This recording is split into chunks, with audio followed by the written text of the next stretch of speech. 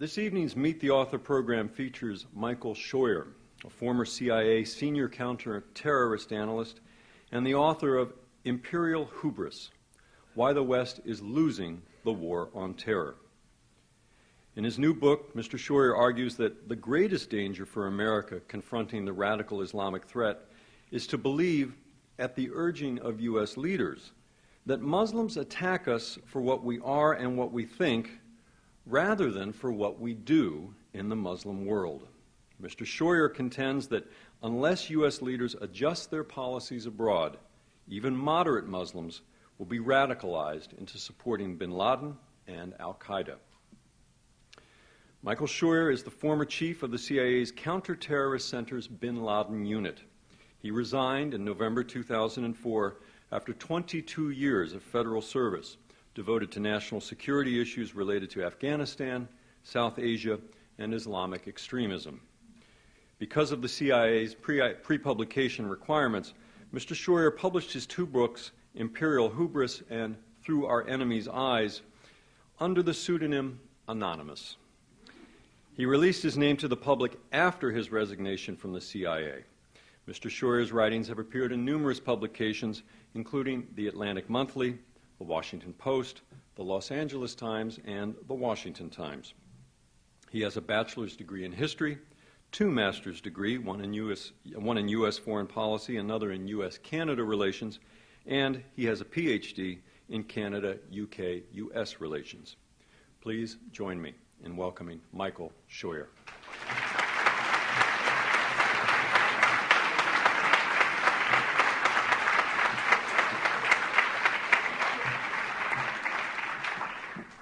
I'd like to thank you all for coming out tonight, and the World Affairs Council of Northern California and all of the other hosts who are responsible for allowing me to speak tonight. I'm in their debt. I very much appreciate it. I'm kind of new at speaking in public. I spent 25 years not doing it. And I finally broke down last week and ordered some business cards because writing my email on napkins and the other kinds of paper got tiresome. But I've begun to do a little more talking, and I think about 3 weeks ago I was feeling a little cocky because someone had asked me to speak and I was going to go, and they called and said, well, we're going to have about 200 people. And I thought, oh my God, 200 people. Come out and talk to me. So when my children got home from school, I said, well, listen, I'm going to speak tomorrow night, and there's 200 people coming to listen to me. And they kind of walked away without any comment. And my daughter, who's in fifth grade, turned around and came back, and she said, don't worry, Dad. Sometimes the teachers make us listen to people we don't want to hear either. So I hope at the end of this evening you don't feel as though the teacher made you come and listen. Today, America is engaged in a war of survival against an enemy unlike any other our country has fought. We have been so engaged for the best part of a decade, and yet we have not yet begun to understand our opponents. Led and personified by Osama bin Laden, our enemy is at once more complicated and more simple than has been recognized. Religion is the key to understanding our enemy, and so far we have fought shy of making that judgment. Bin Laden and those he leads have presented us with a struggle we cannot avoid, a conflict in which the choices are not between war and peace, but between war and endless war. We cannot talk our way out of this war, and we cannot and must not try to appease our way out of this war. At the same time, we cannot win and survive if we use only the two tools now available to us, intelligence operations and military actions, although harsher and more prolonged applications of each will be required. This is the context in which I will present this talk, a talk which will also have a decidedly nationalistic edge to it. It will focus on how America got to its present position and how America will fail to defeat the enemy if we do not recognize that our enemy's most important motivation is what we do, not who we are or what we believe, and if we do not review and perhaps alter the status quo of our policies toward the Islamic world. This is an effort to permit America to employ a range of warfighting tools that is not limited to only the military and intelligence operations. The stage was set for our present dilemma more than 15 years ago. As you will recall, the buzzword change dominated discourse on world affairs in the late 1980s and early 1990s. Gorbachev held power in a Soviet Union that was failing economically at home, militarily in Afghanistan, and as an imperial power in Eastern Europe. The buzzword became a mantra, and through most of the 1990s, the United States and the West sidelined reality in favor of cant about the end of history and the approaching triumph of globalization, the supposedly inevitable spread of democratic political systems, capitalist economics, and secularism. On the eve of history's end, in 1988, an expatriate Saudi named Osama bin Laden and a few Confederates formed an organization they called Al-Qaeda, in English, the base. It is fair to say that the Western media took no notice of this new entity, the men who formed it, or the goals they established. Western intelligence services did no better than the media, and that's a pity.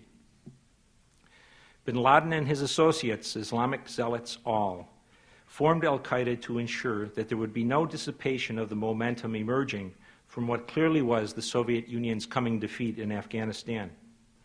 These men acted to institutionalize the organizational networks that provided money, manpower, and expertise to the Afghan Mujahideen and their non-Afghan Muslim allies. They sought to make Al-Qaeda a central source from which Islamic resistance groups and insurgencies around the world would draw military training, funding, combat veterans, travel and identity documents, religious guidance, and the other sinews of war. Bin Laden and his lieutenants also meant Al-Qaeda to be the point around which Islamist groups would rally and find strong inspiration, leadership, and over time, an enduring and historic symbol of resistance, perseverance, and piety. This vision for Al-Qaeda, I think, can be compared to a like-inspiring symbol that arose serendipitously during our own Civil War. That symbol was born when several South Carolina regiments rallied on the Stonewall Brigade, commanded by the Virginia-born Presbyterian zealot Thomas Jonathan Jackson at the Battle of First Manassas.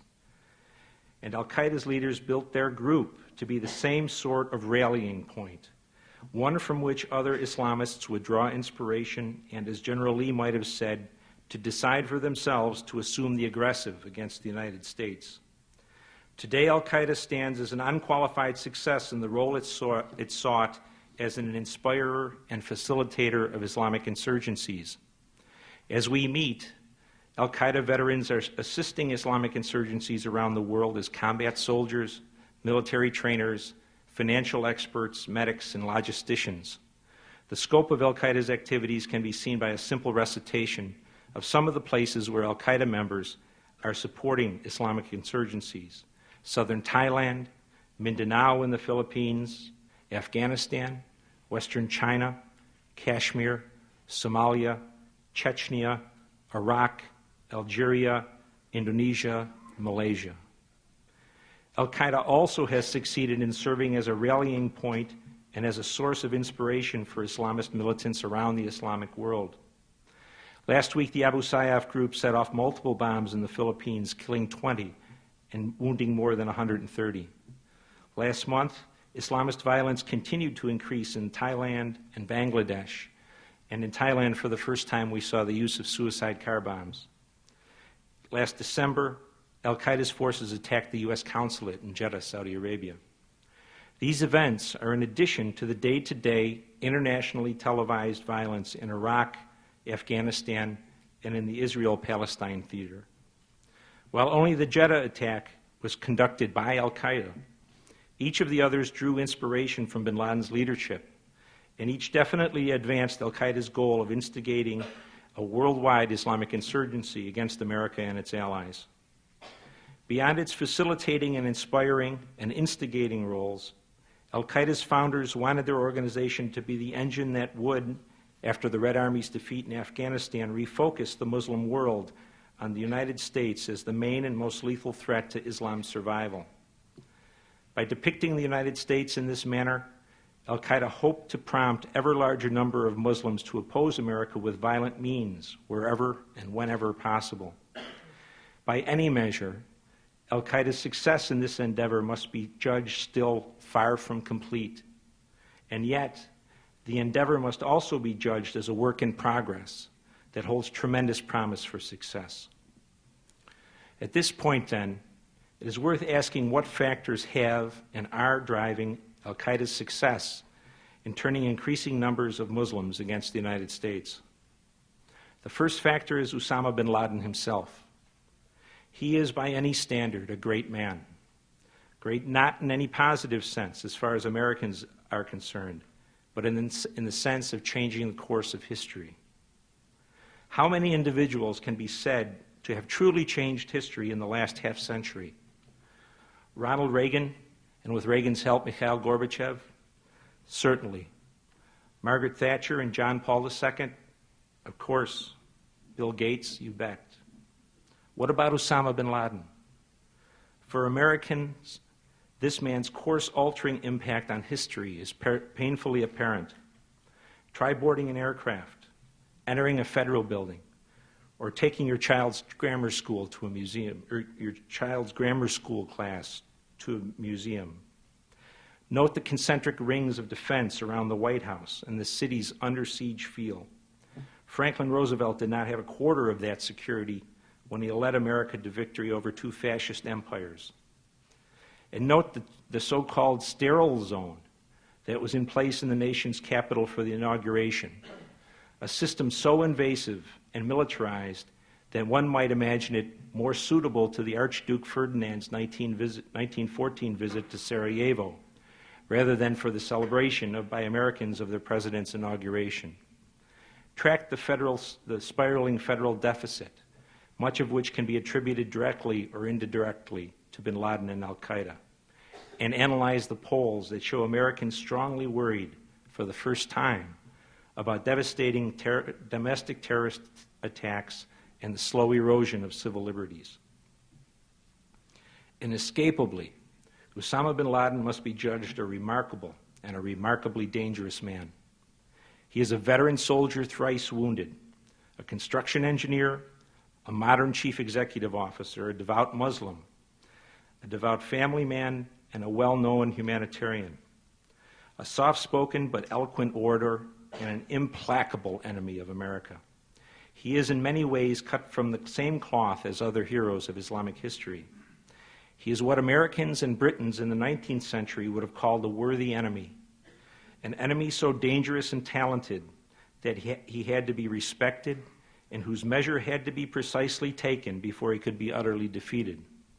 In the 20th century, he might well have been called a freedom fighter dining at the White House if he was on our side. Adding also to bin Laden's stature as a history changer is the fact that for many Muslims, he is a combination of Robin Hood and St. Francis of Assisi, risking his life to defend his people and assisting those in need.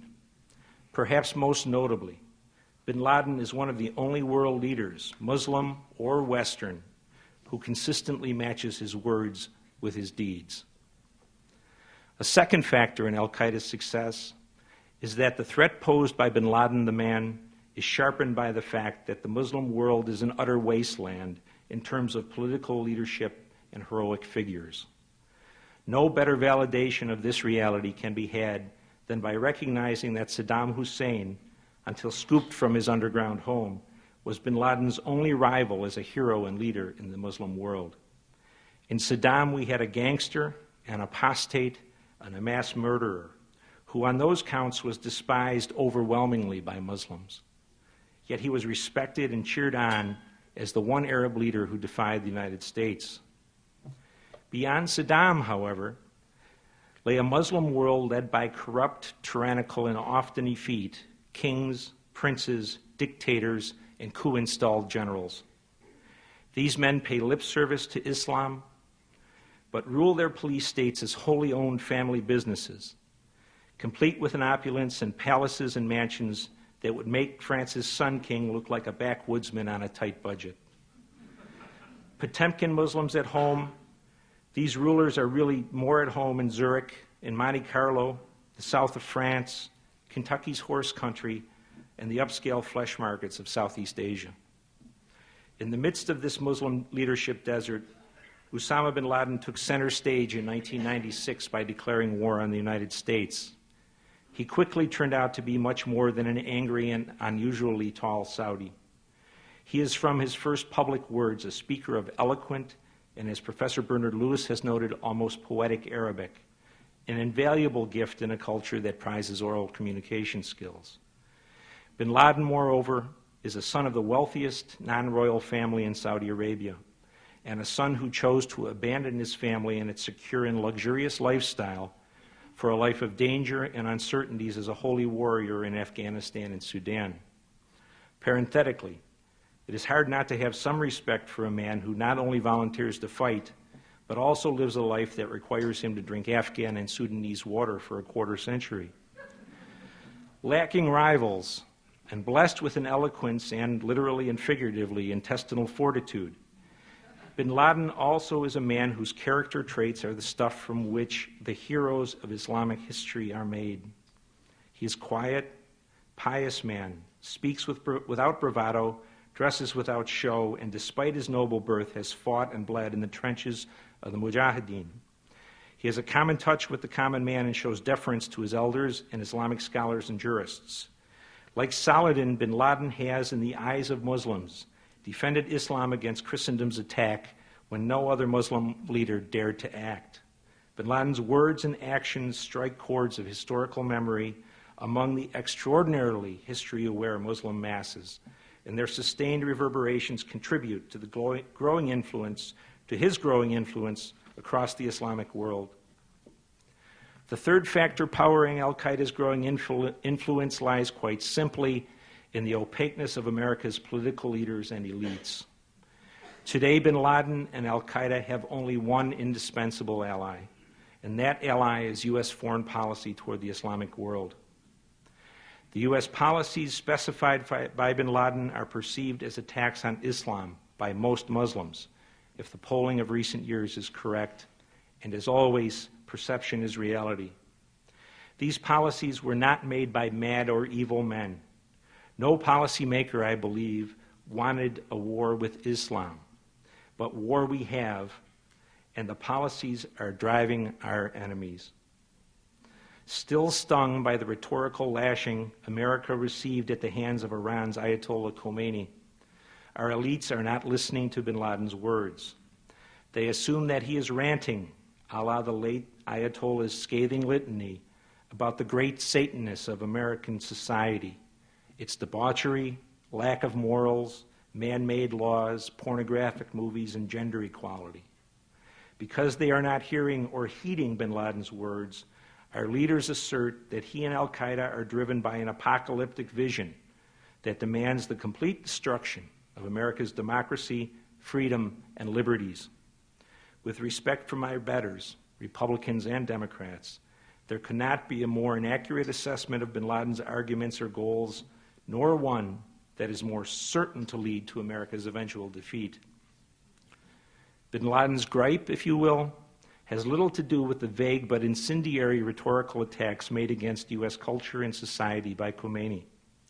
While bin Laden shares the grouchy old Iranians' distaste for our culture, he has taken the more effective tack of focusing on specific U.S. policies toward the Islamic world in his effort to focus Muslim hatred on America.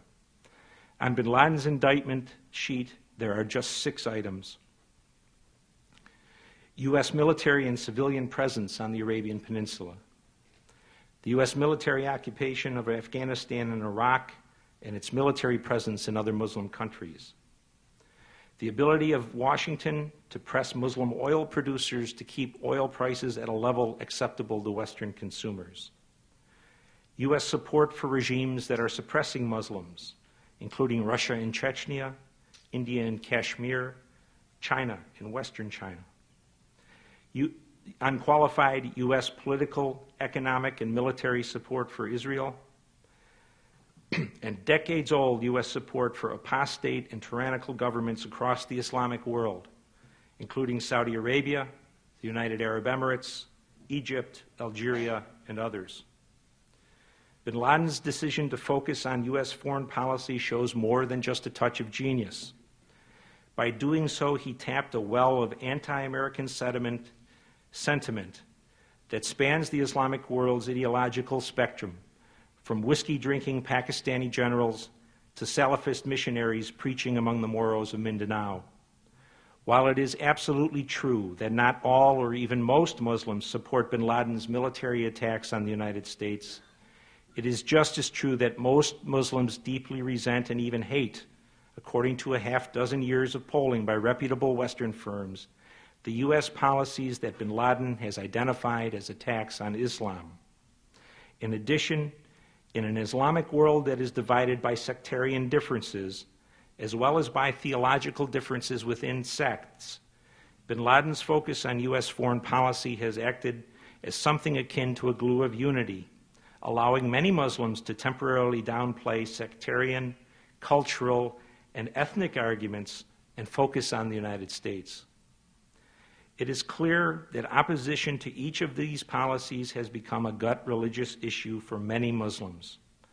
Far more Muslims, for example, are willing to sacrifice their lives to defeat U.S. policies than ever were willing to attack the so-called U.S. cultural threat identified, demonized, and railed against by the Ayatollah. It is time, I think, for Americans to debate these policies, not to blame, denigrate, or find fault with America, but rather to review these Cold War-era policies to ensure that they still serve and protect Americans. Bin Laden's personality and character, the lack of credible Muslim leaders, and hatred for U.S. foreign policies have combined to yield a growing threat to America, one that is underestimated because our leaders blindly assert that al-Qaeda's target is our way of life. Frankly, time is not on America's side. We and our allies are in a truly momentous race, and one that, at the moment, we are clearly losing. We are at a point in history where al-Qaeda and bin Laden are changing into al-Qaedaism and bin Ladenism, a philosophy and a movement rather than a man and an organization. This movement is a geographically diverse assortment of Islamic groups that have backburnered plans to destroy national governments, be they in Egypt, Algeria, or Saudi Arabia, and are gradually adopting bin Laden's three-part strategy of attacking American citizens, our interests, and our economy, thereby creating costs that will drive America from as much of the Islamic world as possible, thereby depriving Israel and Muslim tyrannies of the U.S. support that ensures their survival. Again, time is of the essence. For nearly a decade, the U.S. has faced a formidable foe in al-Qaeda and bin Laden, a foe which is far from defeated. Now we are about to face, indeed may already be facing, a much larger and more formidable foe in the worldwide movement that has been engendered by bin Laden's leadership and eloquence, al-Qaeda's attack, and Muslim hatred for quarter-century-old U.S. foreign policy. And more parochially, we are about to face this foe with the U.S. intelligence community in disarray, and in some ways weaker than it was on 11 September. The Goss-Graham Commission and the subsequent Kane-Hamilton Commission were unable to identify a single person who was responsible for any single thing involved in the failures that led to 9/11. By failing to find any personal culpability among the senior leaders of the U.S. intelligence community, we have protected and prolonged the careers of failed men and women and have locked into place the risk-averse mindset that led America to the disaster of 9/11. One only needs to refer to the reports that the FBI has failed again to install a modern, reliable computer system, wasting $170 million in this particular effort. Thus, a decade after we began fighting al-Qaeda, the FBI cannot communicate reliably and securely within its own organization, let alone with other intelligence community components. The investigatory commissions also have shown the working men and women of the intelligence community that only junior-level officers are ever held to account for personal negligence or dereliction of duty. The only answer that has been identified as a fix to pre-9/11 intelligence community problems has been to blithely expand the community's bureaucratic structure and size, thereby diluting the small pool of experienced officers who were working against al-Qaeda and Sunni militancy in September 2001. Let me again refer in closing to our own civil war. An increasing number of Muslims are rallying to bin Laden's forthright stand against America, just as those South Carolinians rallied on Jackson's brigade at First Manassas. And just as that battle transformed the virtually unknown Thomas Jackson into the inspiring and invincible hero and legend Stonewall Jackson, so too have bin Laden's words and actions to date, with a strong assist from U.S. foreign policy and 2+ decades of our democracy crusading hypocrisy, transformed a once obscure Saudi into an inspirational Islamic leader, hero, and even legend. And today, as the U.S. military and intelligence forces try to achieve the worthy goal of killing bin Laden, it is essential that we keep one other fact about Jackson's career squarely in view. The most vicious and bloodiest fighting of our Civil War occurred after Jackson was killed at Chancellorsville. Thereafter, the Army of Northern Virginia was surely led by the substantive and military brilliance and personal example of Robert E. Lee, but just as surely it was fueled by the inspirational legend and heroic memory of an implacably anti-United States Presbyterian zealot named Jackson. And so it will be even if bin Laden is killed. America has turned a corner in its struggle with Islamist militancy, but the road it is now on leads to greater bleeding in terms of both lives and treasure. And along that road, America will continue to encounter a foe inspired by the legend and heroic memory of an implacably anti-United States Islamic zealot named Osama bin Laden. Thank you very much.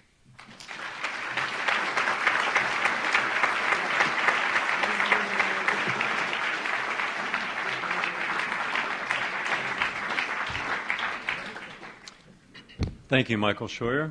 And now we will turn to, I'm sure, a very stimulating part of the evening, the question and answer. It's always difficult to moderate these sessions because the members of the World Affairs Council are so well informed and opinionated that they come up with lots of questions. So I'm going to do my best to edit them. Some do repeat others, and so I'm going to also synthesize with your indulgence here. One that has come up repeatedly, and I'll invite you back to the podium to answer this, Mr. Scheuer. Why did you leave the CIA? I left the CIA on cordial terms. It was, and still I believe, the best place to work in America. I had intended to work there 30 years. I resigned because I sent a letter in my name and the name of several dozen other officers to the 2 intelligence committees of the Congress, outlining at least 10 different occasions on which the leadership of the intelligence community could have made decisions and taken actions to improve our performance before 9/11, and on each of those occasions, none of those leaders took action. I received no response or even an acknowledgement from either committee, and so I resigned on that score to try to speak a little bit on that issue. Some of the matters that were in that letter are published in the Atlantic in December, in the December issue. Someone leaked my letter, at least it got somewhere, from the committees to the Atlantic Monthly. But that's why I resigned from the agency. There's no, on my part, there's no animosity. I've been chagrined in some ways making these talks. I've had young people come up and say, I suppose my interest in the agency is a bad thing and I shouldn't work there now. And I said, no, kids are the future everywhere, and the agency is an essential tool for the American security, and I urge them to apply and try to work there. So I do appreciate the question, so I could just lay that to rest. I'm not blowing my cover or anti-agency in any way. And now a devil's advocate question, which I can imagine coming out of the mouths of the Bush administration as well. You note that the U.S. plan in Afghanistan was bound to fail, and that our fate in Afghanistan will resemble what the British and the USSR and others before us have had. Have the election results in Afghanistan changed your view? Do you still believe that Mr. Karzai is doomed? Yes. And one might add, as well in Iraq, I'm sure that the administration would say we just had very successful elections in Iraq, and that this, among other developments, disproves your thesis. Well, I hope, I told someone the other week, what I hope for more than anything is my grandchildren will someday say that Grandpa was a nutcake. Nothing that he ever said came true, but I'm afraid I disagree with, on Afghanistan, if you look at the election, the southern tribals, the Pashtuns, voted for Karzai. The northern ethnic minorities voted for Kanuni, the Uzbeks, the Tajiks, and the Shia. And basically, what you've done is draw the line for a civil conflict, if not a civil war. That's the first point I would make. In the last 2 weeks, there's been four things that I think are troubling. The UN has issued a report that Afghan society and Afghanistan generally are about to slide back into a civil war situation. We've doubled the number of U.S. troops in order to try to toughen up the units of the Afghan army. The heroin trade is I think, unprecedentedly successful, profitable, and booming at the moment. And in case Mr. Karzai didn't have enough trouble, Senator McCain last week called for permanent bases for the United States in Afghanistan. Nowhere on earth does familiarity breed contempt more than in Afghanistan. So I'm not particularly optimistic about Afghanistan. And the one thing I always try to remember, because I failed utterly for a long time, the difference in the sense of time between our sense and the sense of the Afghans is extraordinary. When they talk about something happening soon, it's not tomorrow morning or a week from Wednesday. It's maybe this generation, maybe the next generation. And so we have a long way to go on Afghanistan. I think we're not out of the woods yet. And I continue to hope Mr. Karzai, who seems to be a brilliant and decent man, gets out of there alive. On Iraq, I'm not an expert on Iraq, but it seems to me that it's hardly surprising that the Shias came out to vote themselves into power after being dominated by Saddam and the Sunnis for the last however many years. Elections are a great thing. We love to talk about them, but I think it's pretty apparent that we had the election, and the Sunnis said, oh, they didn't say, we said, oh, God, we lost. Let's put the AKs away for 4 years and wait till the next election comes along. It doesn't happen that way. The world goes on. I sometimes think we could have an election in Iraq or Afghanistan every 3 days, and it really wouldn't make a lot of difference in terms of the violence. Here's a question a number of people have asked about Osama bin Laden. Can you talk a little bit about what it was like from the viewpoint of a CIA officer of trying to track and hunt bin Laden, and answer the question, why has it been so difficult to find him? Why can't, to quote directly, why can't we just find him and assassinate him? Or are we more afraid of him becoming a martyr? I think there is, let me ask the last part first. There is a tension within the government about whether he should live or die if we happen to find him at some point. Do we make him a martyr or by killing him, or do we make him more of a martyr by being on CNN for 3 years in the Southern District of New York? My own view is that if you see him, kill him, and worry about the consequences afterwards.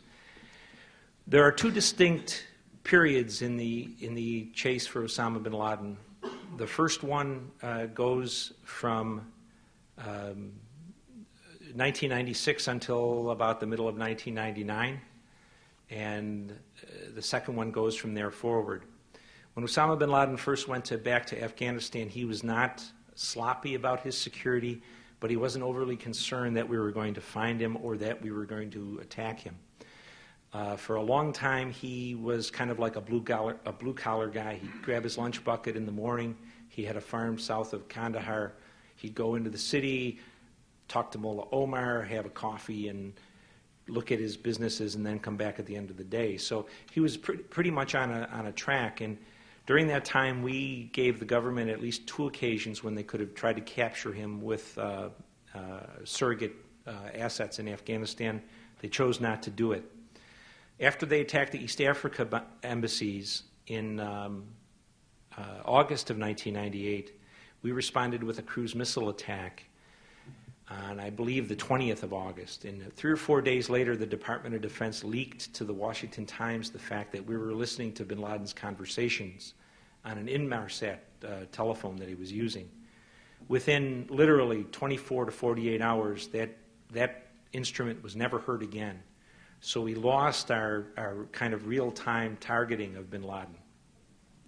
From August of 98 until the middle of the summer of July 99, he was much more circumspect about his security and moved around more carefully, but we still gave the U.S. military precise information on Osama bin Laden, on his location, that they could have used to attack him from the air on at least 8 occasions. And all of it, you don't have to take my word for any of this, it's all in the 9/11 book. On each occasion, the government decided that it did not want to take advantage of those opportunities. After 99 and into 2000, he became more and more security conscious. After the Cole attack in October of 2000, he really became on a day-to-day basis moving from place to place. So it became very hard to locate him at all. Now he lives along the Afghan border, either in Afghanistan or Pakistan at a kind of a place of his choosing. He lives amongst tribes, the Pashtun tribes, who treasure above all things their reputation for protecting guests, even if those people are unsavory. And bin Laden, for better or worse, has stood by the Afghans since the Soviet invasion, so he's a welcome guest. As I said in my talk, bin Laden also is the really only major Islamic hero, Islamic leader in the world today. And the Afghans are all Muslims. It's very unlikely that they're going to turn over a co-religionist to the Americans. And I think one of the follies of American foreign policy is the $50 million reward. Afghanistan is the 3rd poorest place on the planet. No one in almost 4 years has come forward to try to collect $25 or $50 million. It's a very hard thing to find him at this time. We had our chances, we didn't take them. If we have the chance, I think we should kill him. Did I cover everything? Yeah. Also, it's a pretty mountainous place. If you've seen a picture of the Hindu Kush,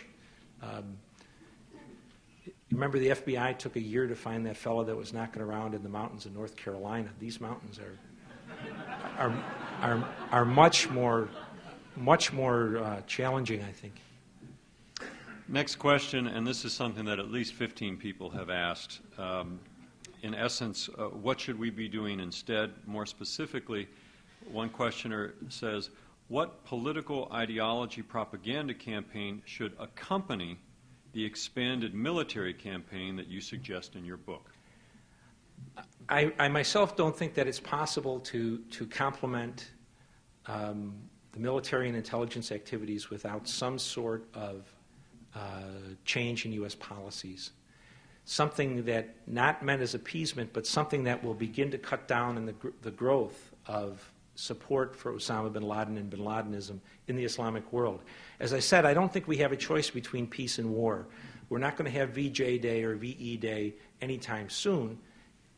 It's a choice between war and endless war. We have to kill the irreconcilables, and we have to find a way to make their message much less appealing in the Islamic world. Now, what I suggest is we debate in this country whether or not we should change policies. There are policies that have been in place for 30 years. We haven't had an energy policy. Our policy toward Israel has been the same. Our support for Arab tyrannies have been the same. And we just haven't talked about them. And my own view is that if we talk about them and we say, fine, they're the best we can do, we stick by them, that's okay. That's what the democratic process is about. But right now,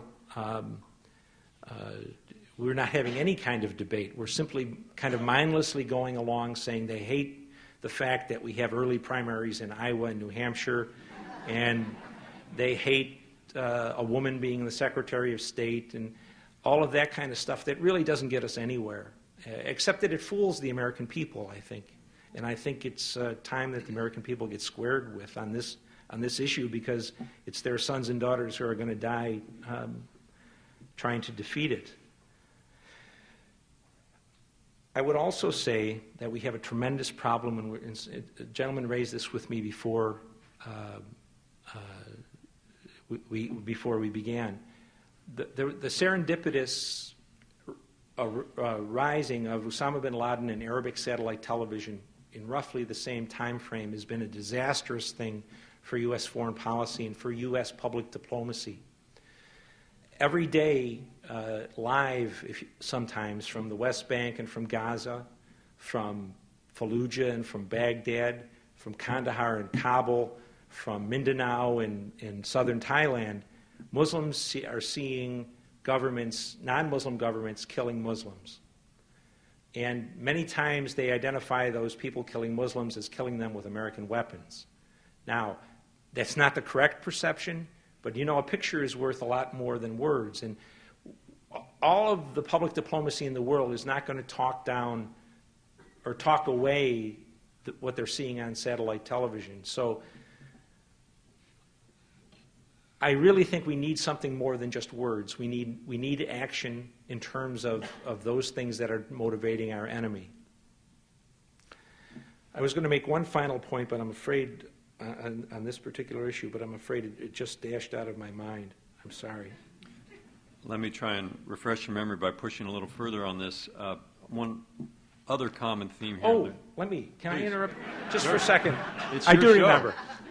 The whole idea of moderate Muslims, we spend a lot of time saying that moderate and liberal Muslims have to speak up for the fact that bin Laden is either a lousy Muslim or an apostate or a gangster. And we're waiting for that voice. The genius of bin Laden is that any liberal, moderate Muslim who steps up and says, Osama bin Laden's wrong, he shouldn't be attacking the Americans, implicitly says it's okay for them to give unqualified support for Israel. It's okay for them to support the tyrannies in Egypt and Saudi Arabia. It's okay to support Putin killing and, genocidally Chechens in Chechnya. And so there's very few people who would stand up. They'd be afraid for themselves, but they also wouldn't be listened to. So the one positive thing, I think, if we can begin to change at some level, some portion of American foreign policy, is that we can create a space in the public square in the Islamic world where a liberal or a moderate voice could be heard, or that they would feel comfortable speaking. So I think that was the third point that ran out of my head. Okay, next question concerns Israel. In your book, you state repeatedly that one of the things that most bothers Muslims is America's unqualified support for Israel. Is this something that you yourself inside the corridors of government raised as a problem? And what did you hear about it if and when you did raise it? What are the obstacles to reconsideration of American policy towards Israel?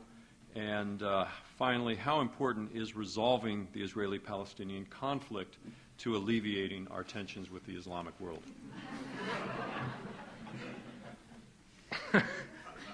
Take your time. All right. Israel, I think, is one of the single most difficult things to talk about in the American politics or in the American forum. In my book, I don't think there's more than 600 or 700 words that talks about Israel, and I have been promoted in the last 6 weeks from a critic of Israel in the Weekly Standard till last week being an official anti-Semite now. The point I tried to make on this issue is that we cannot abandon our allies. America has a reputation, partially a valid one, for abandoning allies over the past 30 years. What's killing us is the impression in the Islamic world, even amongst our friends, is that it's the Israeli tail that's leading the American dog, that we really are not behaving as a great power in this instance, that we are really just giving carte blanche to the Israelis to do what they want. And you have to, and I admire what the Israelis have done in this country in the sense of their ability to lobby our Congress and to lobby the media, to portray themselves as an underdog, although they're a nuclear power. They've done a tremendous job in setting the stage for debate. I don't think it's very acceptable in terms of free speech in America, but they've done it. But we cannot go on, I think, in this particular capacity. For a long time, it was just Israelis and Palestinians being killed, and Americans didn't pay much attention. Now it's going to be Americans getting killed, in part because of our relationship with Israel. And if we want to maintain that alliance, I think we need to restructure it in a way that at least makes us look like the senior partner. I don't know how much more to say than that. I think the one thing that people make a mistake on is saying that bin Laden never cared about the Israeli-Palestine issue until after 9/11, that he's kind of an Osama come lately. And that's not at all the case. From his very first statements in public in 1995, he spoke almost in tears at times about the behavior of the Israelis. Particularly until recently, in every one of his speeches, he mentioned the two camps that they bombed in Lebanon, Shatila and yes.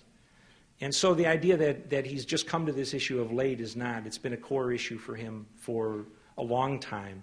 Since 1979, we've had audio tapes of bin Laden talking about Palestine. So it's a core issue for him and for Muslims. The thing about Israel and Palestine is that it may be the quickest thing to get some kind of forward movement on, which would indeed, as I said, have a repercussive effect across the spectrum of U.S. relations with the Islamic world. It would give us, again, the ability to have the benefit of the doubt from many Muslims. Fixing oil policy or stopping giving $3 billion a year to Mubarak and these other things that we do are going to take longer, but this seems to be one where we could maybe move forward more quickly.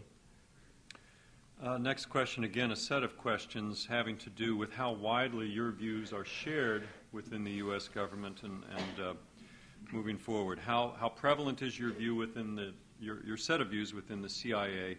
Why haven't your insights gotten more political traction than they have? In your book, you indicate that virtually no one in the Clinton or Bush administrations get it about al-Qaeda. And to what extent do you expect this to change given 4 more years of the Bush administration? Whatever I have said tonight, I think it would be fair to say, and I can't put words in other people's mouth, but would be basically boilerplate to the people that I've worked with over the past 15 years. It's painfully apparent that the problem America has in the Islamic world really doesn't have anything to do with our freedoms and our democracies. It has to do with what we do. So, at the working level and I was in the senior intelligence service. At that level, at my level in that service, I think it's common knowledge or a common analysis. Above that point, it's not accepted. Several reasons. In the last 10 years, the intelligence community has moved a little bit toward the direction of telling presidents what they want to hear rather than what they need to know. That's unfortunate, but that's the direction we've moved in. I think it's very hard for Americans to accept the idea that they're disliked for what they do. We kind of see ourselves as being benign and helpful and always on the side of righteousness. And so it's hard to carry that message to a politician or the president or a cabinet officer. A kind of a more esoteric point is that terrorism, we've mostly identified terrorism as only being dangerous if it connects a state sponsor, a nation state with a group. The Lebanese, Hezbollah, and Iran are the ones that kind of dominate the thinking of the American government. And for a long time, it's been hard for our policymakers to appreciate that someone could be dangerous if he wasn't a nation state. And so it's been very hard to get that message up the chain of command. What will it take to change? From a very narrow perspective of where I worked, we thought that when Al-Qaeda blew up the Saudi National Guard building in 1995, that would be something that would get the government focused on what the problem was. And then we thought when they did Khobar Towers in '96 that this has got to be it. Then they did the East Africa bombings, and we thought, that's all, Osama, good night. Didn't happen. They almost sunk the coal, still nothing. 9/11 happened, 3,000 dead Americans, and how many tens of billions, 20s of billions of dollars in damage. And we still have not really come to grips with what the enemy is all about. So I don't know what it's going to take, but I'm afraid it's going to be something like 9/11, but much more severe. A follow-up on that, you mentioned how the intelligence agencies in the last 10 years have begun to tell presidents what they want to hear rather than what they need to know. In that context, could you comment on the recent reforms, so-called reforms, of the intelligence agency, the appointment of a director of national intelligence, and shifting the task of the president's daily brief, no longer coming from the CIA? What do you make of all that? I covered part of it in my talk. I think part of the problem with intelligence reform is it did nothing to levy accountability for what happened on 9/11. Not that the attack could have been stopped, but that the intelligence community could have performed much better than it did. And no one was held accountable for that particular failure. My own opinion is when the Director of Central Intelligence was also the head of the CIA, he actually ran an organization every day. He saw how it worked. He saw, to some extent, how it worked across the other 14 components of the intelligence community. What they've done now is put the new director above all 15 of those components, and he's going to be absolutely dependent on the representative of each one of those components to tell him what's going on. He's not going to have a window into anything, really. And bureaucrats being bureaucrats, he's probably going to get more good news than bad news. And in some ways, he's going to be divorced from the reality of how well or how poorly the intelligence community is working together. The other point I would make is one of the tragedies that occurred in the last, whatever your view of Bill Casey was when he was the director of CIA. When the president needed to be briefed on a very important issue, or the Secretary of Defense or some other high-ranking official, the director of CIA would go, but he would take the substantive expert. The CIA, in terms of the U.S. government, is a very small d democratic place. If the subject expert was a senior officer, that person would go. If it was a low-level GS-9, GS-10 level officer, that person would go. What happened, especially under Mr. Deutsch and then Mr. Tenet, is they made themselves the briefer-in-chief to the president. That he, especially Mr. Tenet, every day was there to tell the president what was going on in the world with the president's daily brief. The problem with that is Mr. Tenet had a $40 billion intelligence community to run. He could not possibly have been an expert. And so anything that removes, anything that makes the head of the intelligence community or the head of the CIA the briefer to the president is a bad thing, because that person cannot possibly be expert on the things the president needs to know. I think the president deserves, the country deserves, the experts they pay for to be available to the president when he needs advice. And so I think the reform is kind of moving in a wrong direction. You mentioned the president. If I could add one of my own questions here. I notice in your book you do not speak very much about George W. Bush himself as a commander-in-chief. Would you care to explain why that is? I tried not to talk about either Mr. Clinton or Mr. Bush very much in the book because I really think that they and some portion of the the politicians in Washington were failed by the senior members of the U.S. intelligence community. I think they were not well advised. I think the threat was not described in enough detail to these people, and certainly the people that serve the president were not taking risks, and that's what they get paid for. So the book was misunderstood when it was first published as an attack on President Bush, and I think if you look at it, there's only 4 or 5 mentions of the president. There's only 2 pages about the Iraq War in a 340-page book. The agency initially gave me permission to do all the interviews I wanted, and I was kind of upset by the fact that it was being misinterpreted as an attack on the president. And so I slowly turned it around, and people began listening and saying, yeah, well, the book is about the failure of George Tenet and Judge Free and these people to serve the president well. As soon as I turned the message around, I got shut off from talking to the media. So, yeah, it's hard for me to as an intelligence officer, and really the way I was raised, to be real critical of the president. I think the president is wrong in this case, but he's still the president. And maybe I pulled a punch with both presidents, I don't know, but I really think they weren't well served by the people I worked with. Here's a question that I'm sure you've been asked a number of times in recent days, referring to a recent article in the New Yorker magazine. For those of you not aware, in the February 14 issue of the New Yorker, reporter Jane Meyer reported on a program that was called Extraordinary Renditions, and it is a program by which the United States government would capture suspects and send them to allied nations where they could very well be tortured. The question is, could you, and Mr. Scheuer is quoted in that article at some length, the question is, that article indicates, Mr. Scheuer, that you were one of the implementers of this technique. Could you please explain, rendering your role in it, its justification? Do you believe in torture? Well, I got married, so I am indeed one of the originators of that policy and or that program, and I can explain to you, I think, how it came about.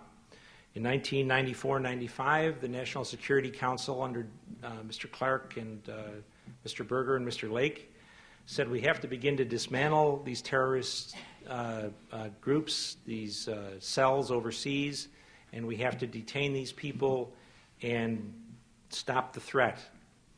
And we said, aye, we'll do it. That's the task. What do you want us to do with them? And they said, well, that's up to you. And so the agency is a very can-do place. We said, okay, well, but where do you want us to do with it? What do you want us to do with these people? And they didn't want to bring them to the United States, and they didn't want to put them into the U.S. judicial system. So it kind of, first of all, narrowed the scope of who we could look for and who we could pick up. We had to look for people who were wanted by countries for terrorism, either had been indicted, tried in absentia, or there was a warrant out for them. Most of these people, therefore, came from the Middle Eastern area. And the way this program worked was to first to identify one of these people, usually in a third country, God bless you. And if we could work with the local liaison service, we would ask them to arrest that person after we presented a bill of particulars, if you will. If we were lucky enough to find a liaison service who would help us, they would say, okay, we'll do it, but we don't want them in this country for very much longer, or we're going to become a target. Therefore, we had to find the person, get a way to have him arrested, and then find a place to take him. And that had to be done with some sort of legal process. We just didn't say he looked bad, grab him and take him. It was a matter of somebody who was wanted somewhere in the world. And so we took them, some people to Egypt, some people to other places. But on each of the occasions, the operation was vetted through the lawyers of the agency, through the Department of Justice, with the approval of the National Security Council. In addition, whoever was receiving one of the people we picked up or arranged to have picked up had to sign or make an oral pledge that they would respect, that they would prosecute these people according to the legal strictures of their country. And so that's, in a nutshell, that's how it worked. Can I guarantee that no one ever got tortured? The answer is no. Did I have anything else to do with the people that our government wanted arrested? The answer is no. I think the policy, as I told Jane Mayer, was not well thought through. You can't hold these people forever. You have to do something with them. But the politicians did not want them brought here, and it would have required a kind of a statutory relief from the Congress, because the FBI had a good point here. The FBI, when they have somebody in court, has to be able to testify before a judge that they were there when he was arrested and he was never roughed up or tortured. If it's a matter of documents, which is a very important part of this business, they have to be able to say that the computer disks or the computer was never tampered with. They couldn't do those when a third country was arresting these people. So there was really not much option. It was kind of an expedient policy. I would do it again if I had to. And specifically, do you support torture? No. And I think, you know, a lot of stuff about the CIA is Hollywood, and a lot of stuff about the Middle Eastern countries is also Hollywood stuff. I'm not going to stand here and dare to say that there's no torture that goes on in Egypt or Jordan or anywhere else or Saudi Arabia. But I worked with those people for the better part of 15 years, and a lot of effort goes into debriefing people just through the repetition of questions and using experts on subject matter. Some of the people in Egypt, for example, that I first worked with in 1992 were still doing the same job in 2004. 12 years, 14 years experience they had on the one issue. The American Intelligence Service is a contempt for expertise. We work 2 years on terrorism, we work 2 years on European community, then we do 2 years on counter-narcotics. So there is no, we can't wait to get him so we can put bamboo shoots under his fingernails. There's really none of that. I don't say they don't torture them, but it's a much more professional interrogation process than we use. I don't think to anybody would be an ass as an intelligence officer to think they could defend America on the basis of information taken through torture, because tortured people are going to tell you what they want to hear, what they think you want to hear. And so torture is not a thing to rest the defense of America on. So no, I don't approve it. And the final question, and unfortunately I apologize for not being able to get to even the majority of questions here, but this is the last one. Mr. Scheuer, you refer to appeasement on the part of the United States, and then in your book you advocate a change in policy along with military aggression. But if the root of the extremist hatred in the Muslim world is U.S. policy, why wouldn't it be simpler just to change our policy without engaging in military aggression? Because we're a great power, and because nations like people don't easily admit they were wrong, and because you don't appease. Appeasement doesn't work. If we walked away from the Middle East, it would not, I don't think it would be good for America. I think it has to be a combination of the two. It has to be a use of military and intelligence power, and it has to be a change in policy. Just from the practical viewpoint, I don't think very many people would get elected on the basis of having the price of oil go to $9 a gallon because we abandoned the Al Sauds. I'm just not a big believer in appeasement. I don't think it works. Okay, we'll have to leave it there. I want to thank all of you for coming here tonight.